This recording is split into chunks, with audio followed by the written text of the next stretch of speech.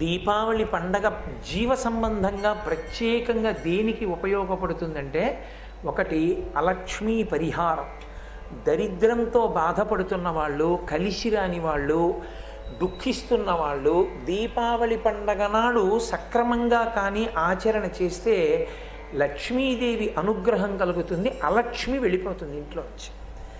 దరిద్రంతో బాధపడుతున్న వాళ్ళని, వాళ్ళ పాపాన్ని తీసేసి లక్ష్మీ కటాక్షాన్ని కల్పించడం కోసం వచ్చింది దీపావళి తిథి. రెండవది, మనం ఈశ్వరుడు ఎలా బ్రతకద్దని చెప్పాడో అలాంటి పనులు ప్రతిరోజు చాలా చేస్తుంటాం. ఈశ్వరుడు ఎలా బ్రతకమన్నాడో ఆ పనులు తక్కువ చేస్తాం. అప్పుడు అవన్నీ పాపములే కదా. అయినప్పుడు కనీసం ఈశ్వర, నిజమే నేను సూర్యోదయంకి ముందు లేవట్లేదు, అసలు సంధ్య వేళ పడుకోకూడదు, పడుకుంటున్నాను, ఇంట్లో దీపం పెట్టకుండా ఇల్లు